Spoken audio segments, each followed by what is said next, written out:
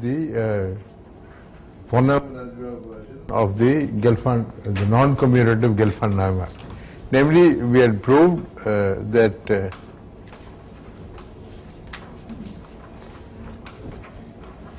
von Neumann algebra version. Gelfand-Neumann.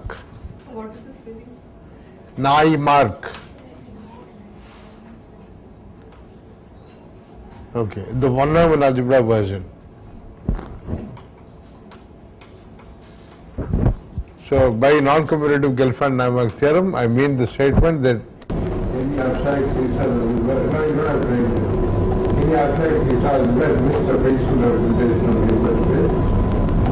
The von Neumann algebra version is the statement that any von Neumann algebra against the Faithful normal representation on Hilbert. So last time what we seen was that if M is von Neumann algebra, no which chapter would be used and our class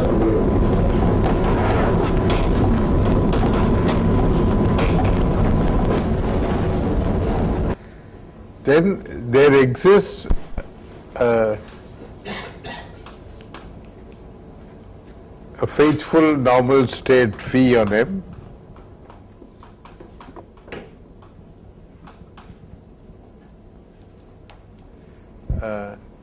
And so if h pi psi to the triple h pi, capital H pi psi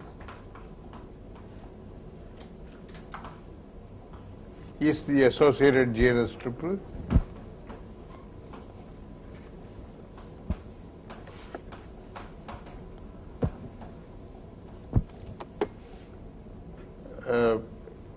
so this statement is actually for any faithful normal state.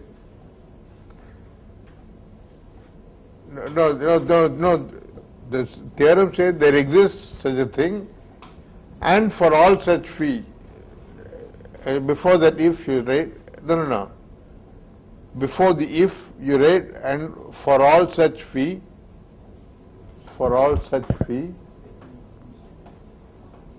There exists, if this is the associated GNS triple, then H is separable.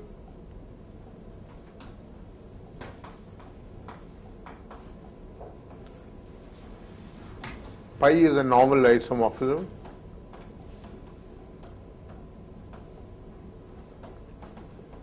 Onto the von Neumann subalgebra, onto the von Neumann subalgebra pi of M of B of H.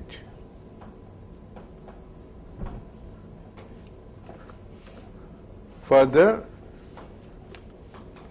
C is a cyclic and separating vector.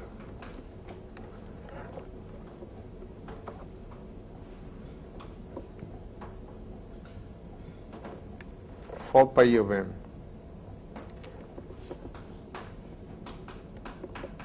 Okay, so I made this statement last time, but although I may not have explained those two words, so let me explain that now. So to say that psi is cyclic means that, so right down below there, i.e. Pi of M psi, square bracket pi of M psi equal to H. So by this, of course, one means the set of all. So maybe you write down, spell out what pi m psi is, equal to square bracket set of all pi x. No, symbol, set symbol. Set of all pi of x psi, x in M.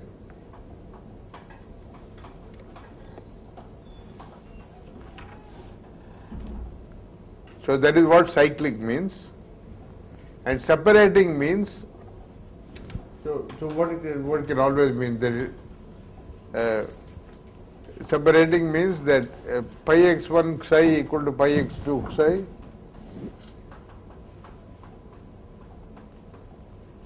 implies x1 equals x2. So that is what it means to say it's separating. So, so in future, what one would do is to drop this, writing this pi all the time. So I want to say one reason one is making a fuss about a concrete and abstract definition in all of this. It is like saying, if you're talking about groups, it is good to have an abstract notion of a group, rather than to identify a group with a certain group of permutation matrices. You don't define the cyclic group on 3 generators as the set of all matrices which are cyclic permutation matrices. That is one representation of that group on vector space. So in general, if you have an abstract group, one would like to have representations of the group as linear endomorphisms of vector space or Hilbert space or whatever. So similarly, if one has an abstract polynomial algebra, one would be interested in modules in representations of M. Or rather than saying representations, we will say that. So just write down to say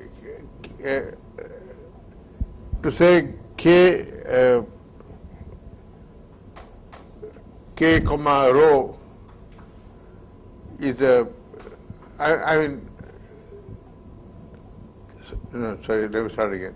To say that rho mapping k to m to b of k is a normal representation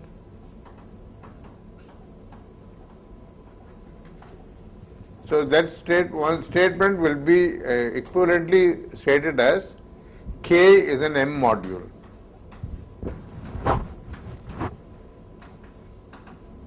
There is an action of M on k, and so rather than writing, and we will write, rather than writing rho of x times psi, so we will just write x psi. So we will just think of x as being thought of as being that operator there, or write x dot psi. Yeah. Okay. So we will be interested in modules over one-Neumann algebras, and so the definition.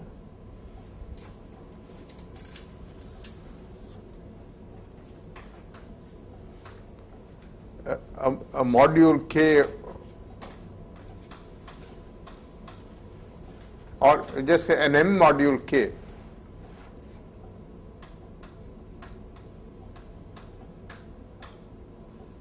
is said to be, is called a standard module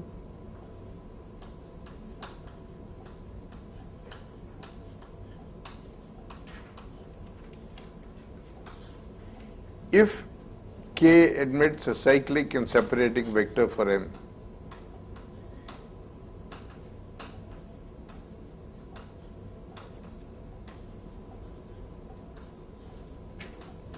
And the definition is clear, right? Like what we saw, that if you take the JNS representation for a faithful normal state, then the image of the one-Neumann algebra under the JNS representation, the JNS Hilbert space is a standard module for that one-Neumann algebra. That is what we proved over here. So the remarkable theorem which I want to spend some time today trying to convince you, A, why it is a remarkable theorem, and B, to give you at least a feeling for how one proves this theorem. Although I won't prove the theorem, it is far too complicated for this lecture. So I will just write down theorem. Any two standard modules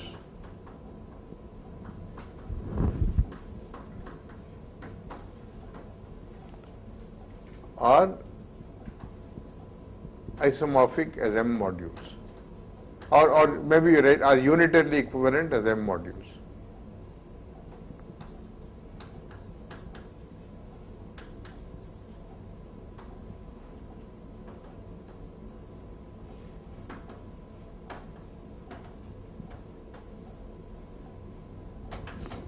Right? So that means if K1 and K2 are standard modules, then what that says, of course, is that there is a unitary operator from K1 to K2, which is an M linear mapping. That if you think of K1 and K2 as M modules, they have an M action. We're saying, so you write down, i.e. if K1 and K2 are standard, implies there exists unitary U from K1 to K2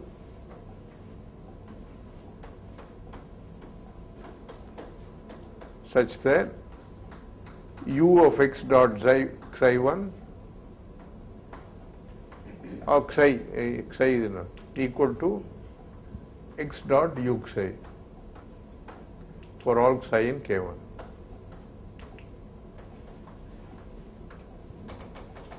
So that is the statement of the modules are isomorphic as modules, we are that unitary. Okay, so let me try to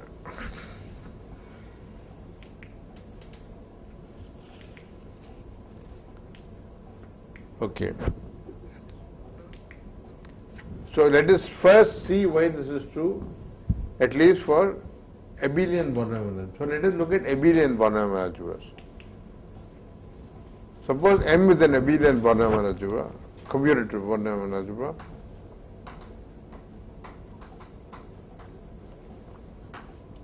And we will only deal with this separable pre-dual thing because I don't want to go into non-separable Hilbert space. Okay, then the theorem is that M is isomorphic to L infinity of some xb mu for some measure probabilities, for some probability space. Mu is x is a set and b is a sigma algebra and mu is a probability measure defined on that. Okay. And in fact, the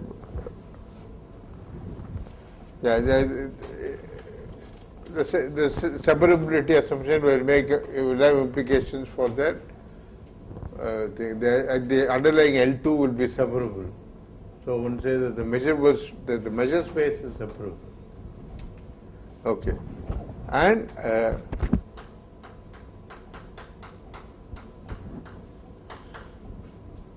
so let us identify M. Either abstractly you can think of M, or you can think of them as operators on. So let us look at a faithful normal form. What is the pre-dual of M? Right? M is L if M looks like L infinity, then the pre-dual is L1. Right?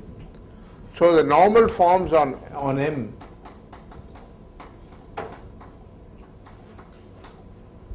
So to say that phi is a normal form on M, phi is a normal form on M. So when I say normal form, I only mean normal always I would use for positive things only. The positive sigma equal if and only if. So phi is that as a linear function on L infinity must look like integrating against something from L1. Right? If and only if there exists G in L1 x mu such that phi of f equal to integral fg d mu for all f in L1, L infinity.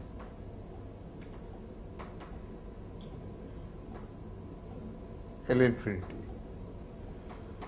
Or another way of saying this is if and only if See, so rather than thinking of g, the function g and integrate, see, you're saying that phi is obtained by integrating f against the measure given by g d mu.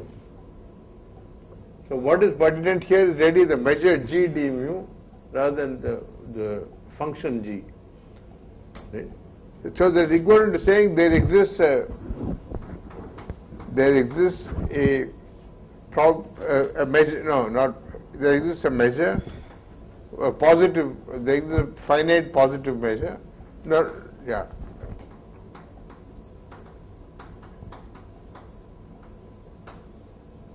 Nu on xb such that phi f equal to integral f d nu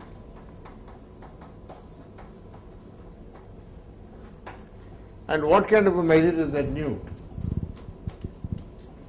That nu is actually integral is given by f d mu. So so such measures are called, one says that the measure nu is absolutely continuous with respect to mu. You can just write the symbol, no? The double less than symbol. Yeah, mu. So normal forms on L infinity look like integration against positive measures which are absolutely continuous with respect to mu. When will phi be faithful? What does it mean to say that phi is faithful? You recall the definition to faithful? That is, if phi kills anything positive, then that positive thing should be 0. That means if integral f d nu is 0 for a positive function f, then f should be 0. So the exercise, phi is faithful if and only if, or let's call that phi as phi nu. Yeah. So we'll write phi nu for the measure, for the form associated given by the measure nu. Phi nu is faithful if and only if, see, already to talk of phi nu must be absolutely continuous with respect to mu. Otherwise that thing doesn't make sense as a function on L infinity. On L infinity, elements of L infinity are not functions but equivalence classes. Two functions which agree almost everywhere, they represent the same element of L infinity. So if a set has 0 measure, the indicator function of that set is the same as the 0 function in L infinity. Which means that form must give 0 value to both in such set. So for phi to be regardable as a form on L infinity, that measure had better be absolutely continuous with respect to mu. For it to be faithful, what the exercise says is just fill in the blanks. Huh? If and only if mu is absolutely continuous with respect to nu. Then mu and nu are mutually absolutely continuous. Triple line. That symbol means mutually absolutely continuous. That is, they have the same null sets. Okay.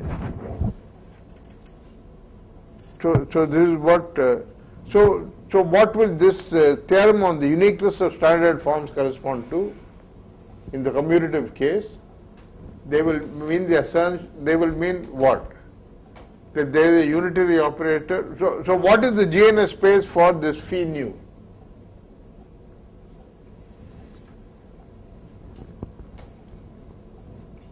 Anybody? What is the GNS? The whole idea of the GNS. What is the GNS construction? So see, when you have a faithful form, for the GNS thing, you define an inner product or something like a semi-inner product. X inner product y equal to phi of y star x. So just write down, write down on the right side, x in a product y equal to phi of y star x.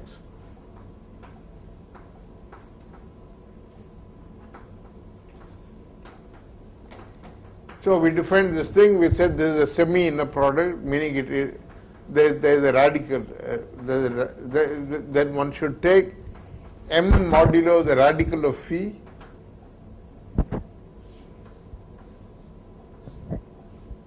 rad phi, and then the completion of that is what we call the Hilbert space associated with that in the genus construction.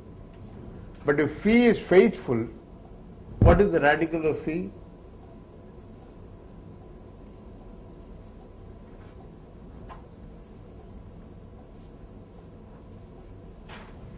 What is the definition of radical phi?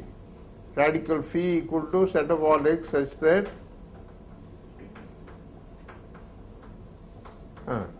so if phi is faithful, what is that set? That is just 0, singleton 0, if phi is faithful. So if phi is faithful, that thing is a genuine inner product. So in the case of L infinity, what is so we call that inner product sub phi. So what is f inner product G sub phi nu?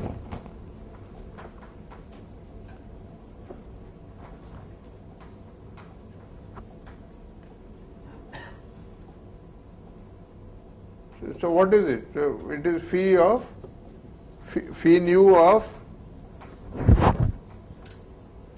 H star f. So when you decipher that, what does that translate to? What is star?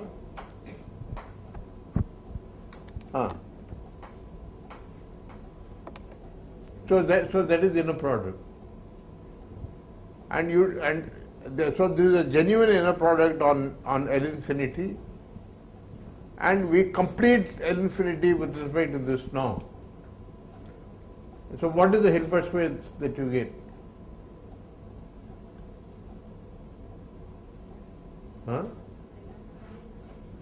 Sorry? Say it. At worst you'll make a mistake, so say it. So what is that? What is the completion of L infinity with respect to that inner product? Hilbert space inner product completion.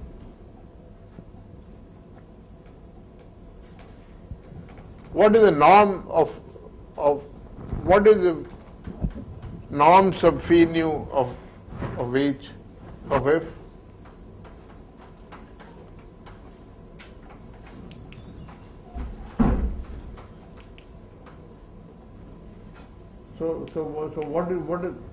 So what is the completion of L infinity with respect to that norm? So it is L2 of. So the GNS space for phi nu is L2 x b nu.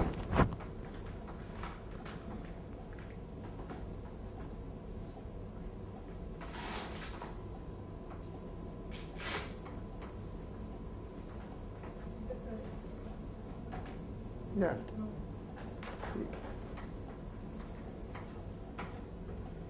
Yeah. And what is pi phi? So pi phi is the associated GNS representation.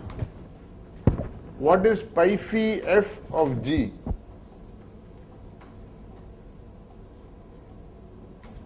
Actually, if you remember how you define it, pi phi is just multiplication. So this is just equal to f times G.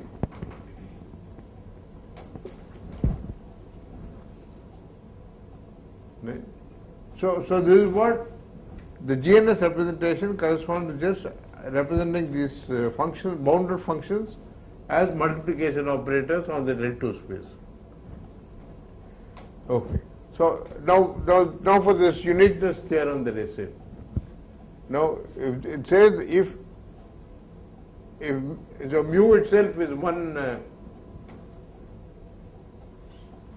measure which is mutually absolutely continuous with respect to itself, So this theorem will say, for example, that if mu and nu are mutually absolutely continuous measures,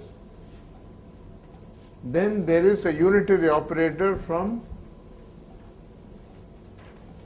L2 mu to L2 nu which intertwine the representations, multiplication representation.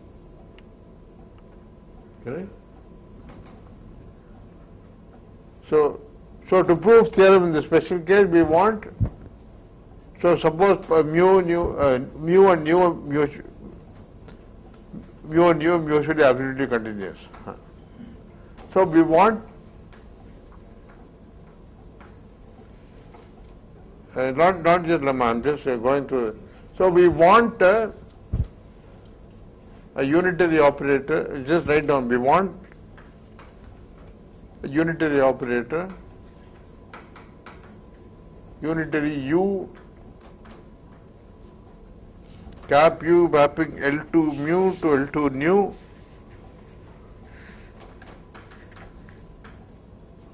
no, cap operator u, small is fine with me. U mapping L2 mu to L2 nu.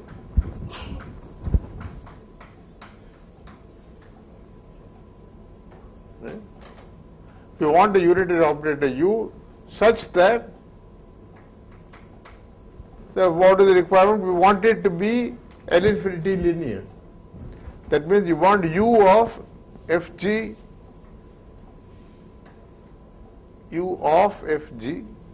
u bracket f times g equal to f times ug for all u in L infinity, for all f in L infinity mu, g in L2 mu. Okay, that is what we have to do. Can anyone guess what this operator will be?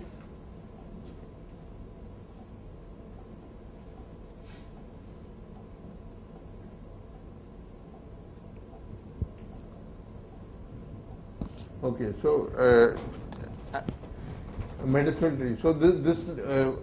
as well have called this final lecture as a tribute to Radon and Nicodim. So we'll keep seeing them again and again and again. So I claim, see, what are you given? You're given that mu and nu are absolutely continuous. So what does that mean? That means that there is a Radon-Nicodim derivative, d mu by d nu or whatever. So so exercise. Define u of f ug, sorry, ug, no, just ug, no f, ug equal to g square root d mu by d nu.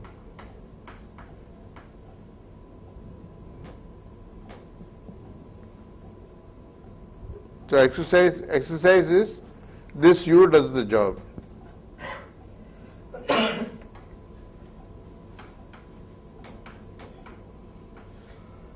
Yeah. Then this u will do that thing. So you have to check that. So first you must check that it is unitary. So that means you must check what is the norm of ug. Write down norm ug squared.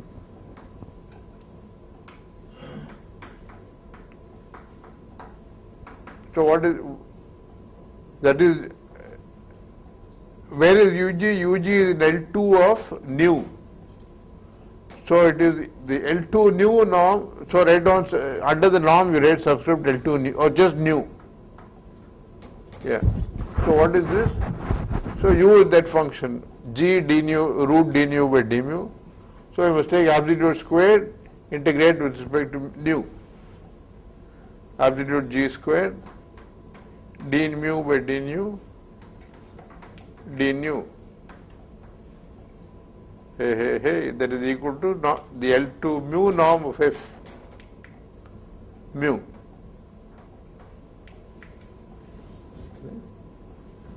And it is clear that this U itself is defined as some kind of multiplication operator. It is clear that this will commute with all multiplications. If you multiply first and then apply U, or if you apply U and then multiply, you will get the same answer, because you are in a commutative algebra. So the unitary operator that does the job will be given by this unitary. So now let me get to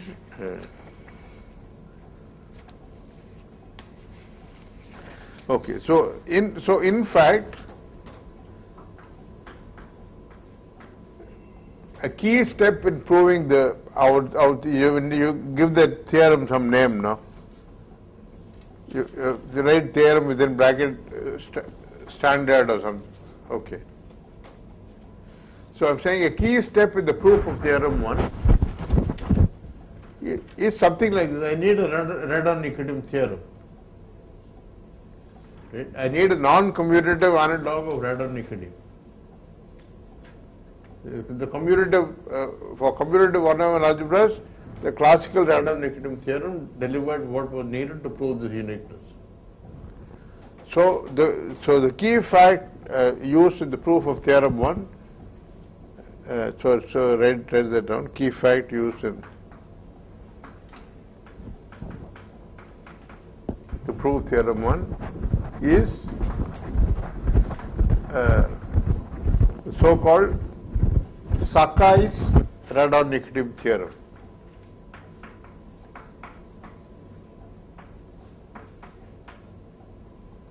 IK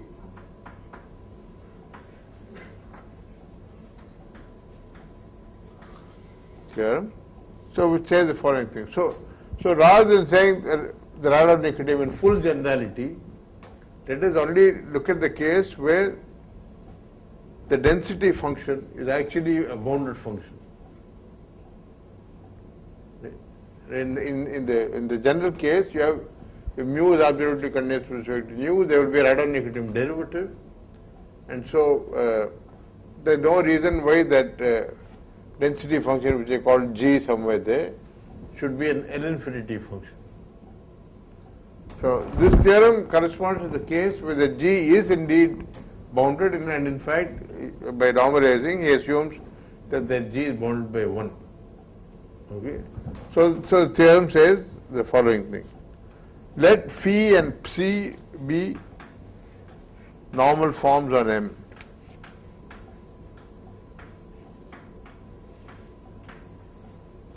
So M is a one-normal algebra. And suppose phi is less than or equal to psi. So that means pointwise, for every x positive, phi x is less than or equal to psi x.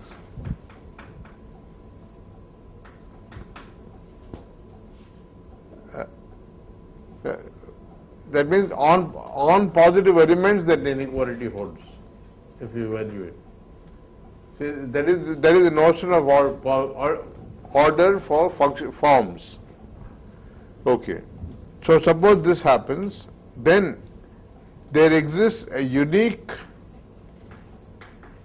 little a in M such that 1, 0 less than equal to a less than equal to 1,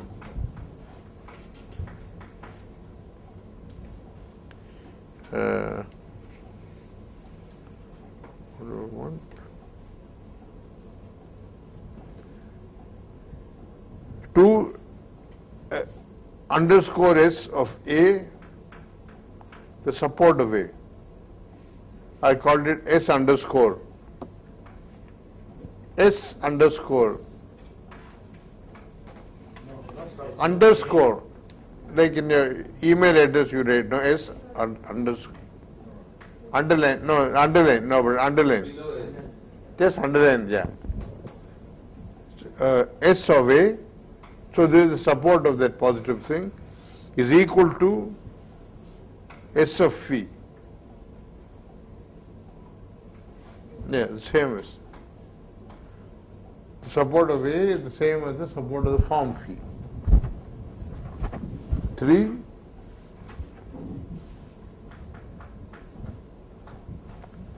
phi equal to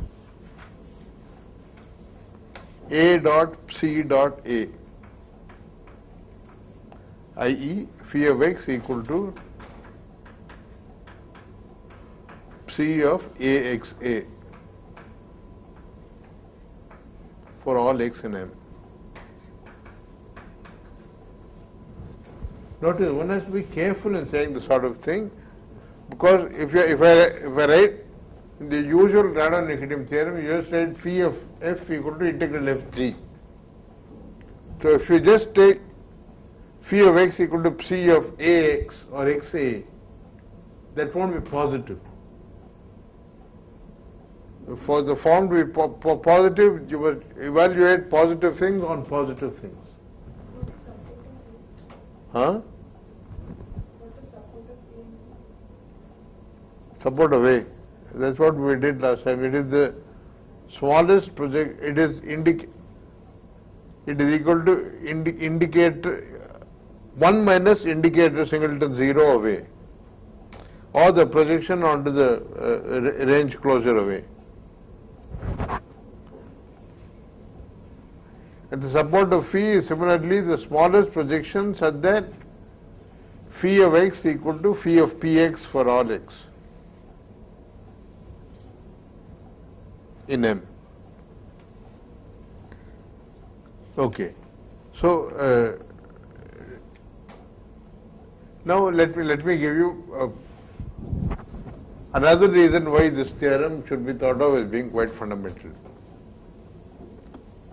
Namely, I want to appeal to the one other very classic example of one-Neumann algebras.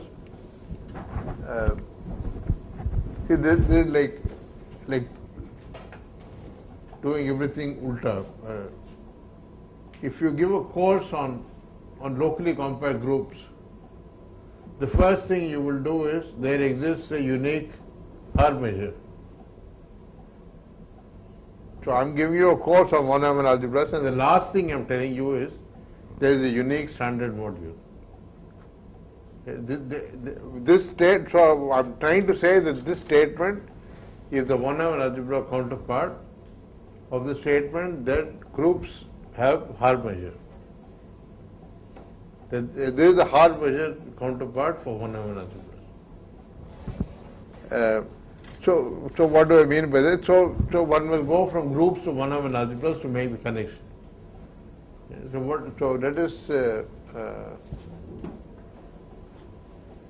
should I? Yeah. So if G is a locally compact group,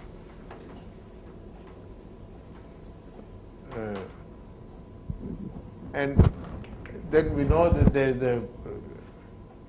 a unique left Haar measure up to scaling. So let us take a left Haar measure mu.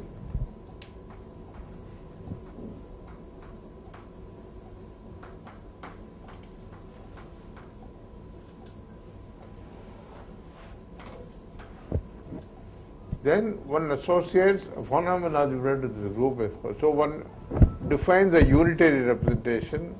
So define lambda from G, little lambda, from G to B of L2G, L2G mu by lambda S or something, F of T equal to F of S inverse T. So there is the so-called left regular representation of the group. Okay. So it is true that this for every S, lambda S is a unitary operator, that the mapping S going to lambda S is an SOD continuous unitary representation of the group. Okay. And one define L of G, capital L of G equal to lambda of G double prime. So you look at the one Neumann algebra generated by this representation. So this is called the group von Neumann algebra.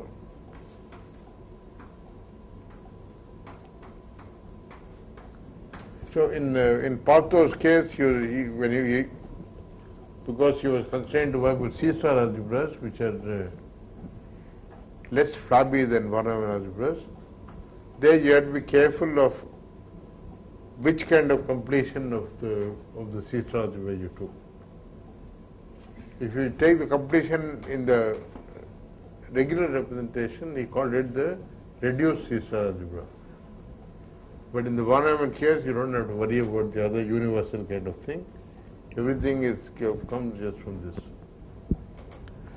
Okay.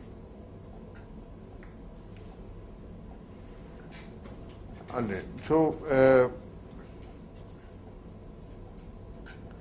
okay, the first thing I want to say about going back to hard measure and kind of natural thing is that actually, although Vijay was telling me yesterday that no, this is the strongest statement about invariant measure, but I'm saying actually what is true, what is canonical about hard measure is not the measure but the measure class, is what I want to say. Because we see, for example, you know that hard measure is typically, okay, it is left invariant, but it is not right invariant. Right? So it is, however, left hard measure and is right translations are measure class preserving, although not measure preserving. The class. So what I'm saying is that the class of hard measure is invariant under left translation. I mean, even the measure itself is invariant under left translation. But the class of the class in the sense of absolute continuity is preserved even under right translation. Right? And this so this is the in fact I think in the two that even just it is a unique measure class which is invariant under even left translations. Huh? Yeah. Okay. So in fact, let me try and convince you of this. So let us do some more probability of the kind that we were playing with in the beginning. So what I want to say is that if you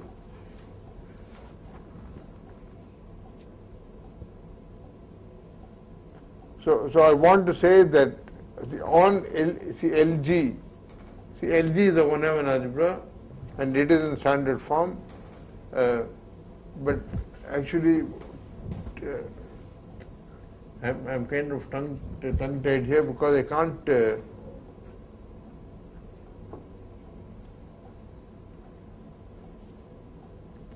see the measure won't give you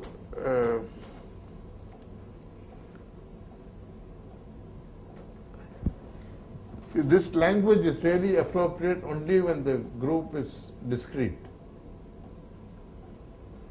because one wants the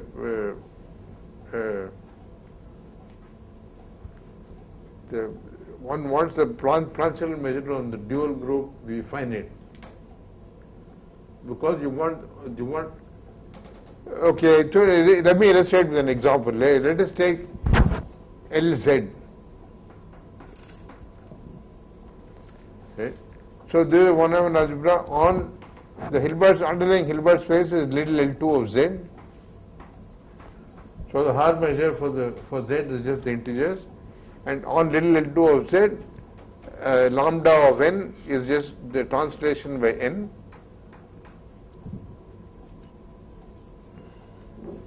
Lambda n of psi j if psi j is the standard orthonormal basis, that is equal to psi j plus n. Okay. Now this is so one wants to look at lambda g double prime. We want to look at the one-over algebra generated by this thing. Now in fact there is another picture of this thing. One can look at capital L2 of the circle.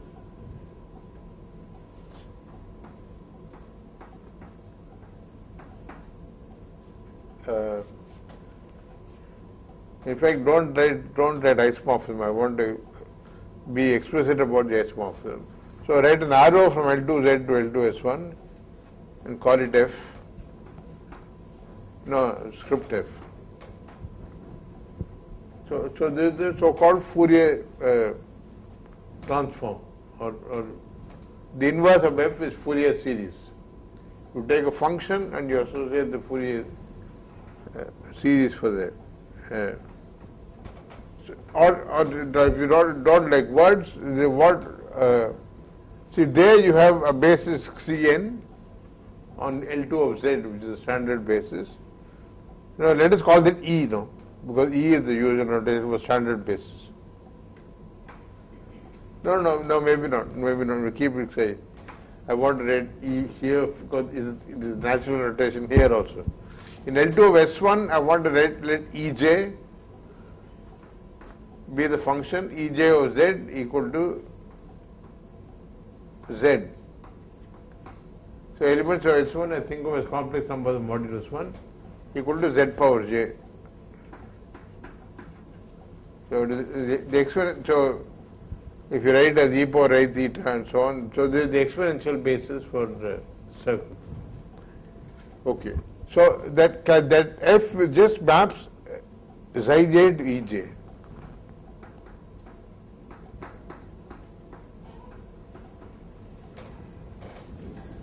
And what should be clear is that if you take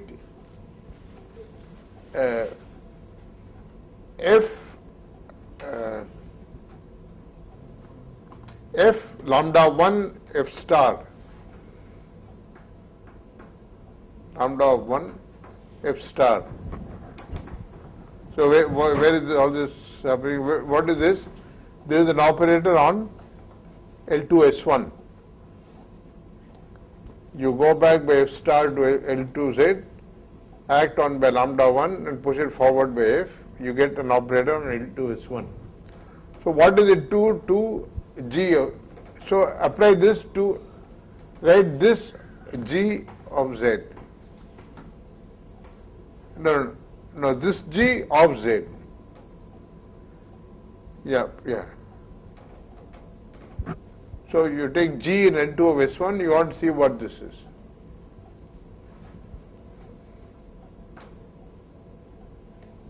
Right. Oh, okay, so no, maybe, huh? Yeah. So actually I should have said, don't do G, do of Ej. You don't even have to write Z. See what this on Ej is. Lambda 1 send Xij to Xij plus 1 and F map the Xi's to the E's, and so if you conjugate, then there will be Ej plus 1. Or in other words, F lambda 1 F star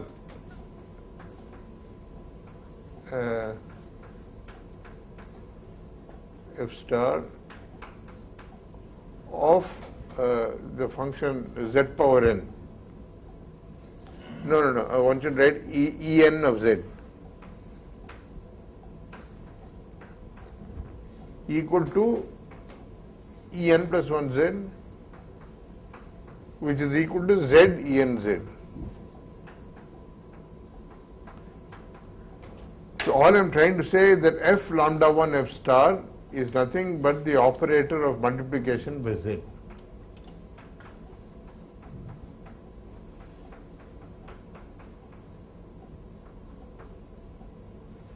This is the operator of multiplication by Z. and then in fact if lambda n of f star will be multiplication by z power n, because that is an algebra homomorphism. This add f will send is an algebra homomorphism. It sends lambda 1 to multiplication by z, it will send lambda n to multiplication by z power n. So in general, I'm saying that conclusion f script f lg script f star lz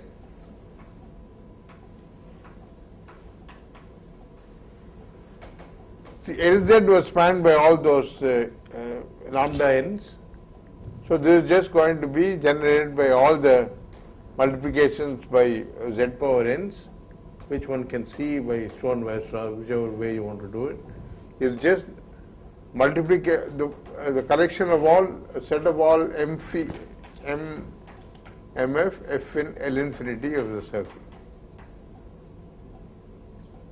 S1.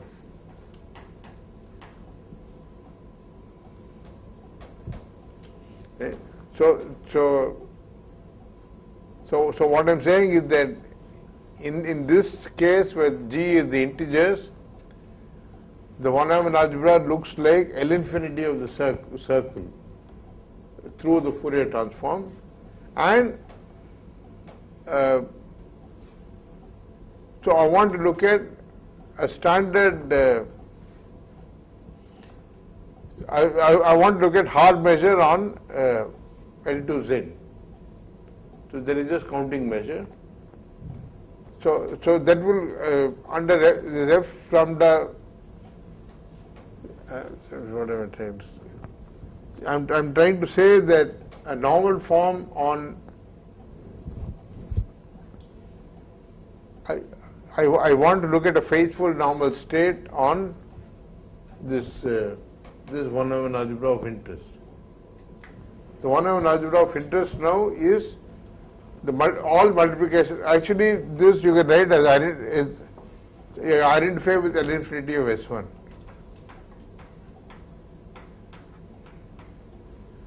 And I want to take the form on that. On L infinity of S1, what is the form I want to take? So earlier what we were saying is that the natural thing is to take a measure which is mutually absolutely connected with respect to that underlying measure and integrate against that.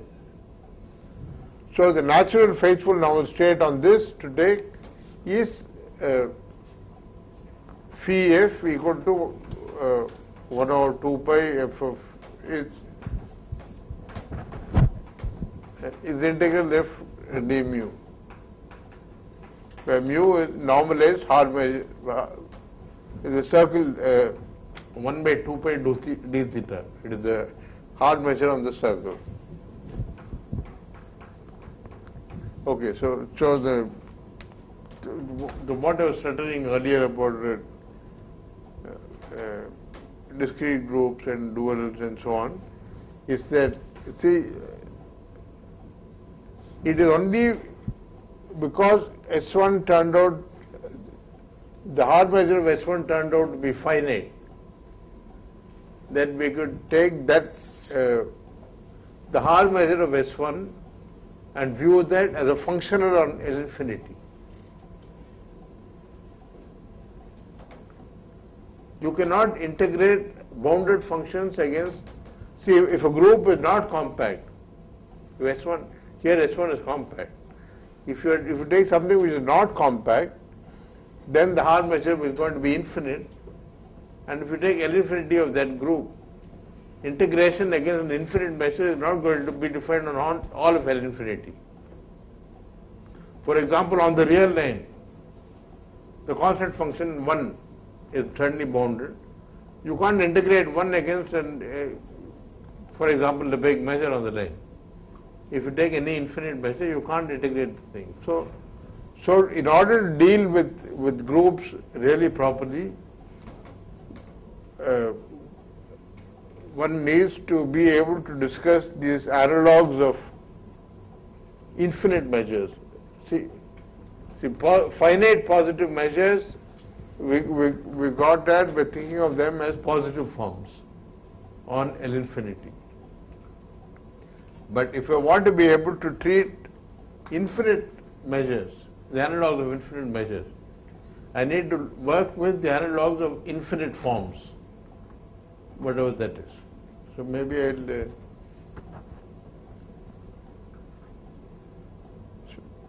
I'll I'll just finish this story very quickly. So what I wanted to say was that if you take any measure, I wanted to substantiate the statement about if you have any measure class, any measure mutually absolutely continuous with Haar measure, call that nu, then on L2 G nu, I will still have a representation of G, and I'm saying the one-dimensional algebra by that representation is actually going to be isomorphic to the group one-dimensional algebra. So that nu can also be viewed as a normal form on the same one-dimensional algebra. Okay, now this is getting too far afield, so I should. Okay, let me not go into that. But let me spend a little time trying to talk about the analog of this infinite analog of infinite forms.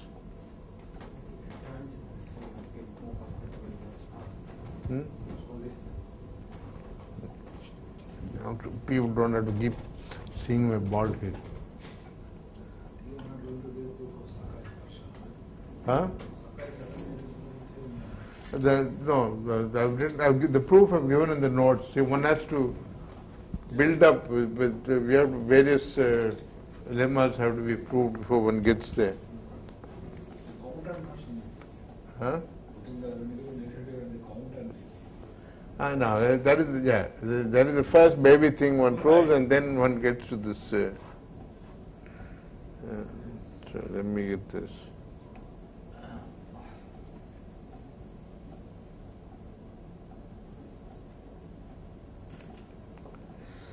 So I want to talk about weights.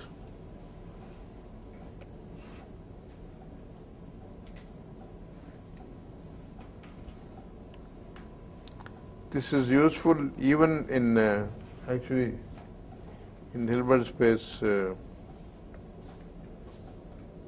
one wants to talk about traces in Hilbert space. This is useful even there. But let me spend. Are you going to prove theorem more? Huh?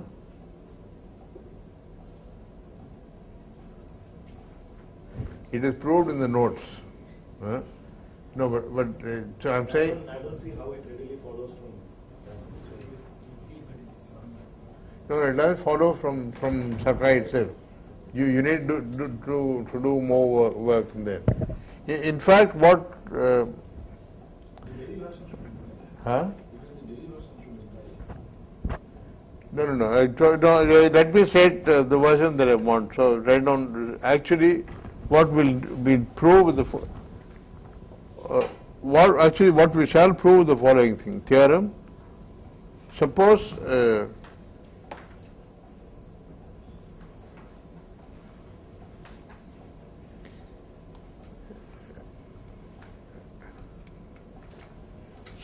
M1 Mi contained in B of Hi, M sub I contained in B of H sub I equal to 1, 2 are standard modules.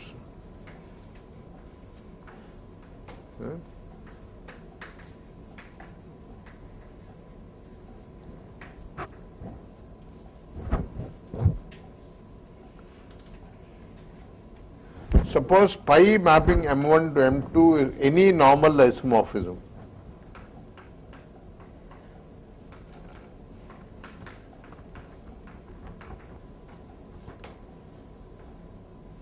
Isomorphism.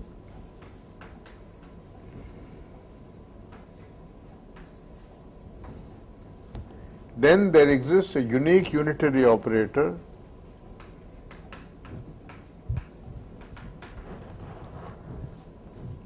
U from H1 to H2 such that pi of x1 equal to U x1 U star. x1, pi of x1 equal to U x1 U star for all x1 and m1. Okay. If you have two things in the standard form and you take any isomorphism of these two, then that is implemented by a unitary of those Hilbert spaces. See what is particularly useful version of the statement is that in B of H is standard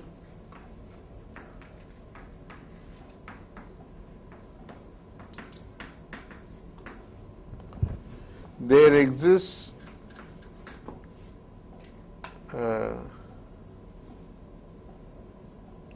a group homomorphism unitary representation.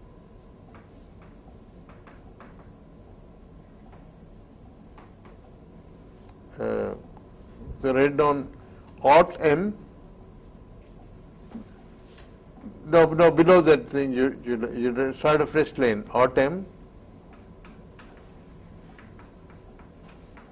D. I mean, you write in the ulta in x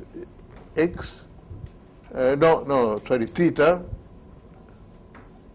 mapping to U sub theta in B of H such that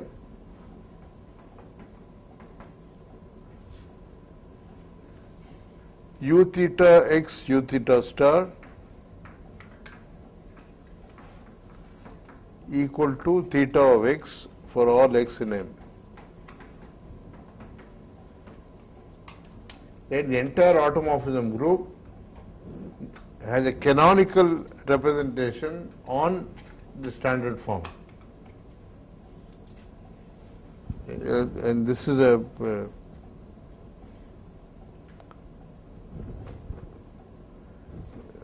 I wanted to see this. Okay, I wanted to actually illustrate this in the.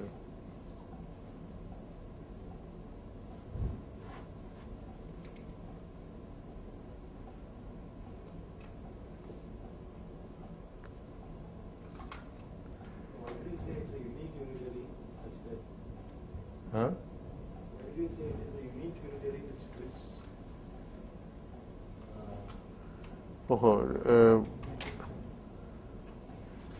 No, sorry, they exist unitary. No,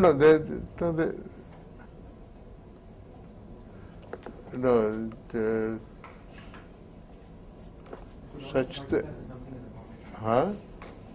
No, I'm not stating it correctly.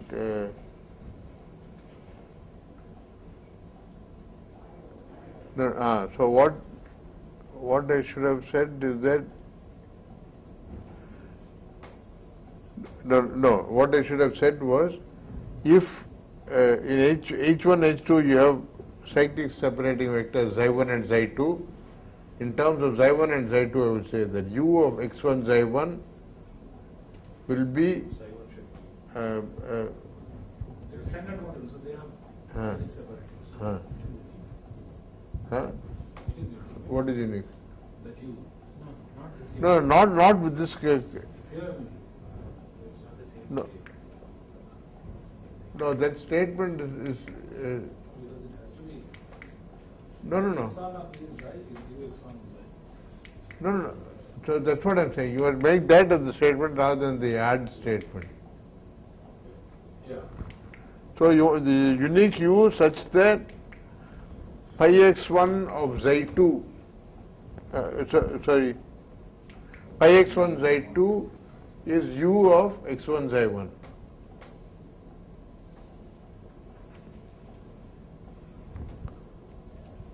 So actually you should write,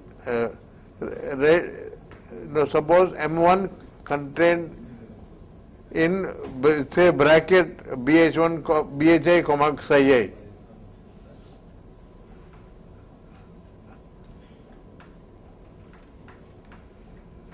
Yeah, so by that I mean that Psi is the cyclic separating vectors for that.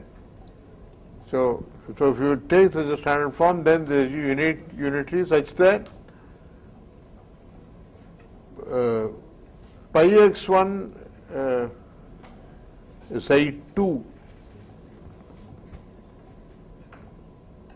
equal to u of x1 psi 1.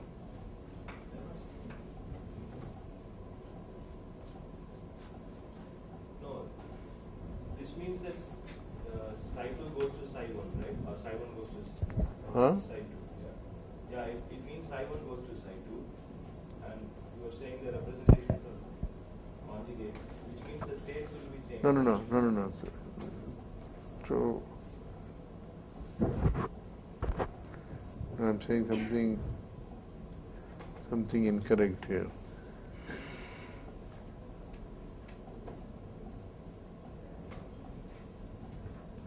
Okay. You remove that unique for now. So that statement is true as it stands. But for you to conclude the corollary, you need something more. This won't follow directly from that. You need one was to.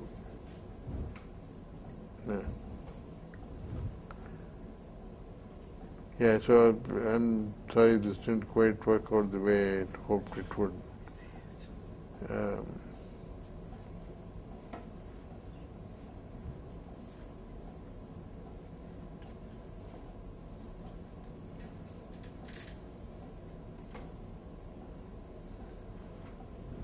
Should I just let people off or just bore them for 15 minutes on beats? No, let's not start anything new. Let's. Huh? So you're saying prove that version? Huh? Okay. So let's go to that version. So suppose.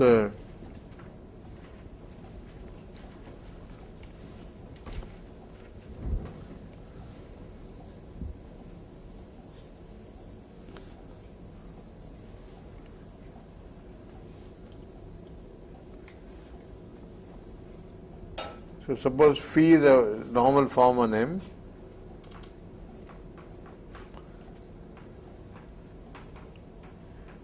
This is Sakai -1 theorem.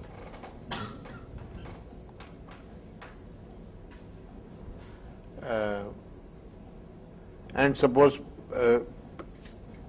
write phi comma psi are normal forms with phi less or equal to psi.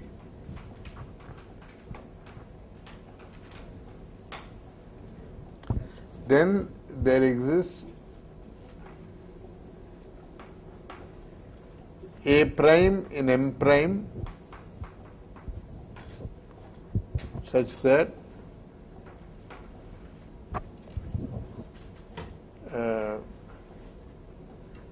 so I should get down to the GNS space. So we assume that we identify M with M. We should identify. I need to assume it's faithful to that.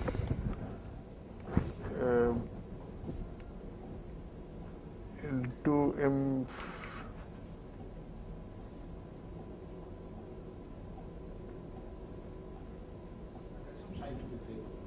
Huh? Yeah. Okay. So assume that psi is faithful.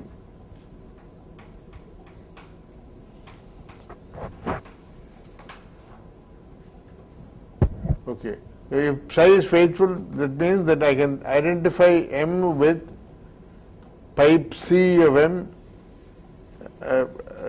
Think of M as sitting inside sub sub of B of L2 psi. Oh, I have to introduce notation L2M psi.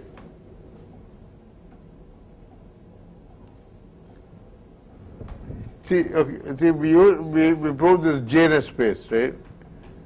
For every positive form, positive normal form, then associated normal representation, Hilbert space, cyclic vector. That Hilbert space is usually called L2 of M, phi. In analogy with the abelian version that we discussed some time back. If you take a form given by a measure nu, which is absolutely continuous with respect to mu, then the associated GNS construction for that nu is identifiable with just L2 of nu, and the representation is multiplication operators. So let us assume that M is, if psi is faithful, then the GNS representation is also faithful, and we identify M with its image inside B of L2M. Inside B of L2M. Okay, then there exists A prime and N prime such that phi of x equal to, I should say, first say before phi of x, say such that 0 less than equal to A prime less than equal to 1, and pi of x, phi of x equal to inner product A prime x psi inner product psi. Psi means psi psi. The M is thought of as acting on L2M psi.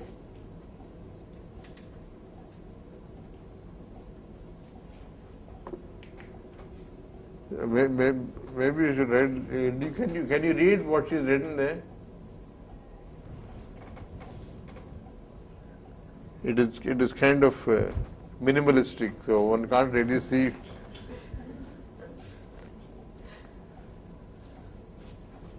So write down. So remove that second half after psi faithful. No. On the first line. Yeah. So you write a big bracket and implies we can assume pipe C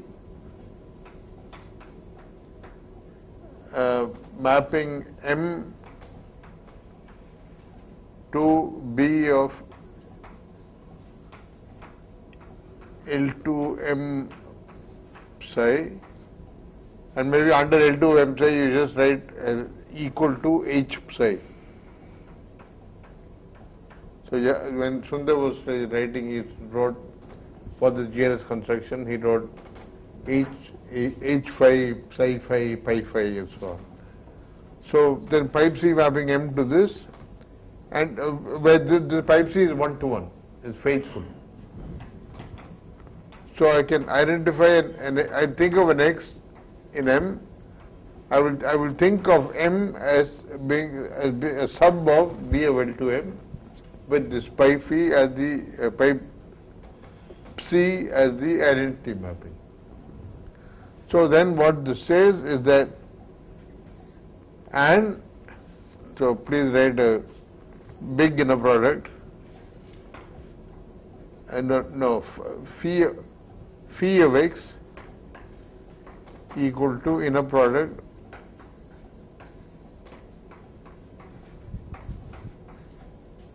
for all x and m.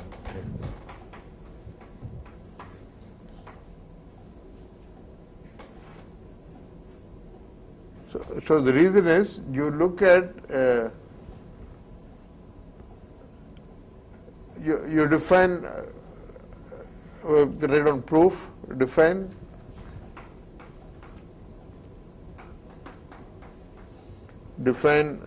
maybe bracket xi y xi. It's like an inner product, but I want to use some other j. define that equal to phi of y star x. Okay, so one is saying that this is well defined. So I should rather define, one should say, no, actually below that you write, so claim there exists, there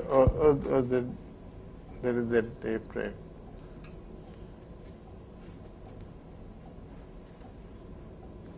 That is, we want to say that says that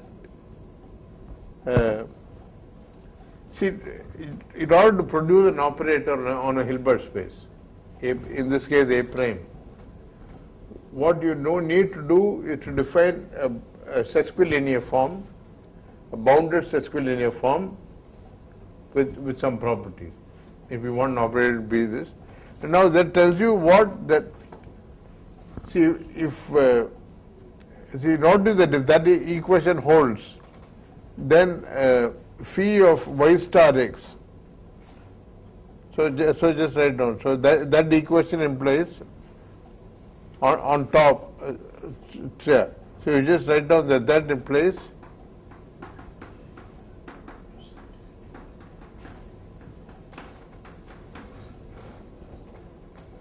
phi of y star x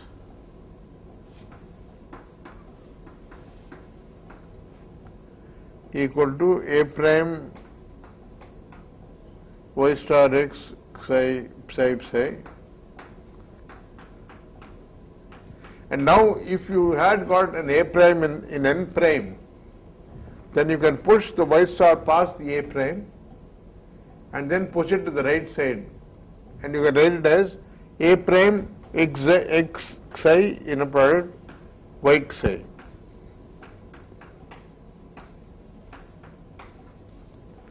So what you will want to say is, you want to define a sesquilinear form on at least on that Hilbert space, and where what you have is a handle on a dense set of vectors. Things like x psi are dense in the Hilbert space, right? Because the genus representation you are assuming in L2 of M. Things like, psi is a cyclic vector for the representation, pipe psi. So things like psi will be dense in L2 of M. So to say that the thing is bounded, and so the point is that phi is less than or equal to psi of y star x. So what you are given is that you must read that equation the other way from the right. That equals phi of y star x, and then write phi of y star x. No. So you want to observe that A prime x psi in a product x c.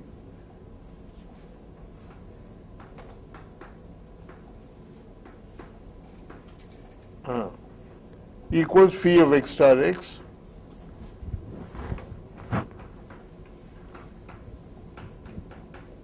less than or equal to psi of x star x,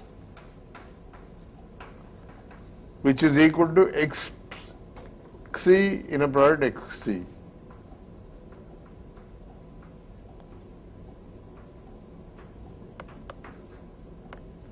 So I'm putting the cart before the horse or whatever it is. See, one wants to lay hands on A prime. So you start with this inequality really, but you don't have an A prime. So you just say that because of this, because you look at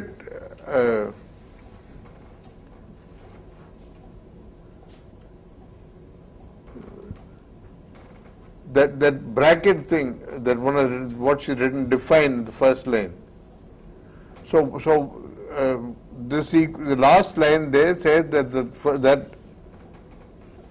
this implies that bracket defines a bounded sesquilinear form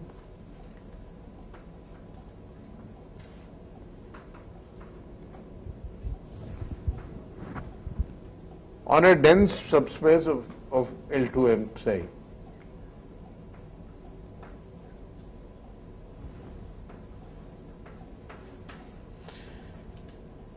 And hence, by continuity, it defines bounded bilinear form on the whole Hilbert space, and hence there exists an operator A prime. There exists A prime in B of H, B of L2M, L2 psi, such that the x psi y psi is equal to A prime x psi y psi. Bracket x psi inner product y psi equal to inner product A prime x psi y psi. Then this is the way you usually construct operator, by exhibiting a bounded sesquilinear form. And so now you've got this operator A prime, and now it is trivial to observe that the A prime must be in the commutant of M, because